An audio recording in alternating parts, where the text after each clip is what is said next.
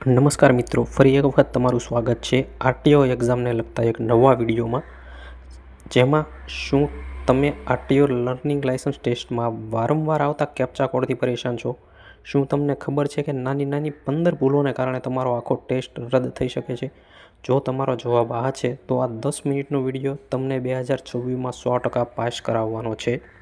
અને જો તમે પણ પરીક્ષામાં પાસ થવા માંગતા હોય તો વિડીયોને છેલ્લે સુધી જોઈએ. ચાલો વિડીયોને શરૂ કરીએ. આ વિડીયોના મુખ્ય 2 ફોકસ છે આપણા, કે પહેલું કે કેપ્ચા કોડ કેમ આવે છે અને તેનું ઝડપી સોલ્યુશન શું છે, અને બીજું એવી 15 ભૂલો જે 90% લોકોને ખબર નથી અને પછી કહે છે કે મારો ટેસ્ટ ફેલ થઈ ગયો અથવા હું એક્ઝામમાં નપાસ થયો. જો તમે આ 15 ભૂલો ટાળી લો તો તમારો સમય બચશે, સ્ટ્રેસ ઘટશે અને તમારી પાસ થવાની શક્યતા છે 100% વધી જવાની છે. મોસ્ટ ઓફ લોકોનો પ્રશ્ન હોય છે કે કેપ્ચા કોડ કેમ આવે છે, તો તે આપણે સમજીએ. કે ઘણા લોકો કહે છે કે મારા ટેસ્ટમાં કેપ્ચા વારંવાર આવે છે. સાચું કારણ સાંભળો કે શું કામ કેપ્ચા કોડ આવે છે. તમે સિસ્ટમને એમ લાગે કે તમે બોટ છો, એટલે કે તમે ખુદ ઓપરેટ નથી કરતા, કોઈ બોટ જે કમ્પ્યુટર દ્વારા ઓપરેટ કરે છે તે છો. તમે બહુ ઝડપથી ક્લિક કરતા હોય, તમારું જે માઉસનું કર્સર છે તે વારંવાર ફેરવો છો અને એક જ પ્રશ્ન પર વધારે સમય લગાવો છો અને બેક કરો છો અથવા તો રિફ્રેશ બટન દબાવો છો. ઓકે, તમે તો આ બધું કરતા હોય ને તો સિસ્ટમને એમ લાગે છે કે તમે એક બોટ છો, એટલે તમને કેપ્ચા આપે છે કે હ્યુમન વેરીફાઈ કરવા કેપ્ચા દ્વારા.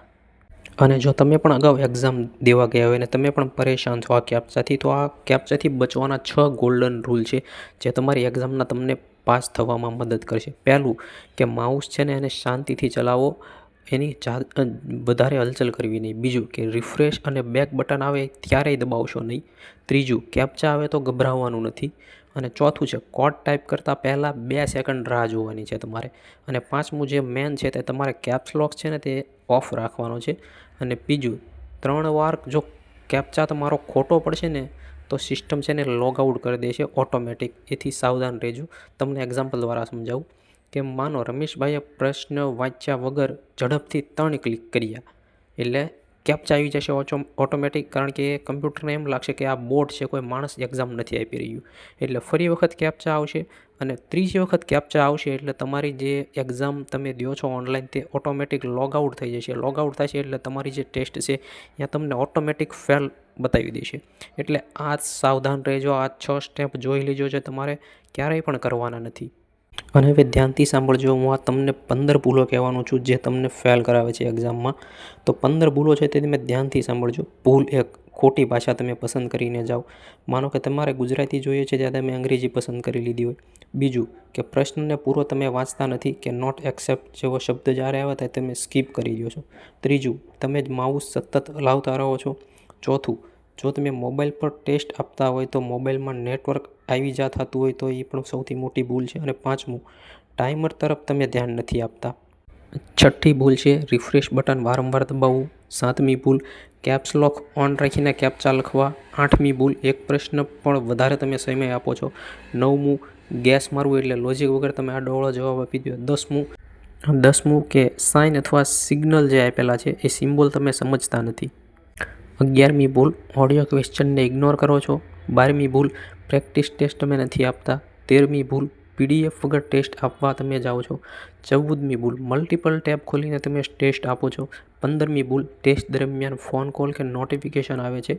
જો તમે આ 15માંથી પણ 5 ભૂલો કરો ને તો તમે 90% નપાસ થવાના છો. એટલે આ 15 ભૂલો યાદ રાખી લેજો. તમારે એક પણ ભૂલ તેમાંથી કરવાની નથી. અને જો તમારે ગેરંટીડથી એક્ઝામ પાસ કરવી હોય ને તો જો 3 ગોલ્ડન ટિપ્સ આપવાનો છું ને તેના ઉપર ખાસ ધ્યાન આપજો. ટીપ 1, ટેસ્ટ પહેલાં ઓછામાં ઓછી તમે છે ને 3 મોક ટેસ્ટ આપો. ટીપ નંબર 2, ક્વેશ્ચન વાંચતી વખતે પહેલાં તમારે છે ને ક્વેશ્ચન જોવાનો છે, પછી એના ઓપ્શન જોવાના છે અને પછી શાંતિથી આન્સર કરવાનો છે. ટીપ નંબર 3, જો કેપ્ચા આવે ને તો પેનિક થવાનું નથી, શાંતિથી ધીમેથી અને સાચું ટાઈપ કરવાનું છે. અને અત્યારે સૌથી વધારે પૂછાતો સવાલ એ છે કે પીડીએફ ક્યાંથી મળશે. ઓકે, પ્રશ્નોની પીડીએફ કઈ જગ્યાએ મળશે તો હું તમને જણાવી દઉં છું. આ પીડીએફ તમને મળી રહેવાની છે. પહેલું કે Gujarat RTO official question bank તમે સર્ચ કરશો, અહીંયા પણ તમને મળી રહેશે.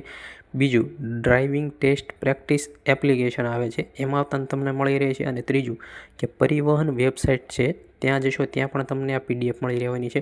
અને જો તમે ઈચ્છો છો કે હું તમને આ ફાઇલ આપું અને વિડીયો બનાવવું તો તમારે કોમેન્ટ કરવાની રહેશે કે સર અમારે PDF ફાઇલ જોઈએ છે, તમે એક વિડીયો બનાવો. તો હું એના માટે એક પ્રોપર વિડીયો બનાવી દઈશ અને ત્યાં એક તમને PDF ફાઇલ પણ આપી દઈશ. યાદ રાખજો કે PDF વાંચ્યા વગર જો તમે ટેસ્ટ આપવા જશો ને તો 90% તમારા ફેલ થવાના ચાન્સીસ રહેવાના છે. મિત્રો, જો આ વિડીયો તમને 1% પણ મદદરૂપ લાગ્યો હોય ને તો વિડીયોને લાઇક કરી દેજો, ચેનલને સબસ્ક્રાઈબ કરી દેજો અને આ વિડીયો તમારા જેટલા મિત્રો છે જેને એક્ઝામ આપવાની બાકી છે અથવા તો લર્નિંગ લાઇસન્સ ટેસ્ટ આપવા જઈ રહ્યા છે તેમને જરૂરથી શેર કરી દેજો, વોટ્સઅપ ઉપર શેર કરી દેજો, કારણ કે તમારો એક શેર છે ને એક વ્યક્તિને ફેલ થવાથી બચાવી શકશે. તમે યાદ રાખજો કે RTO ટેસ્ટ મુશ્કેલ નથી, પણ તમને માહિતીની અછત હોય છે ને એટલે તમે ફેલ થઈ જાઓ છો. આ 15 ભૂલો તમારે ટાળવાની છે.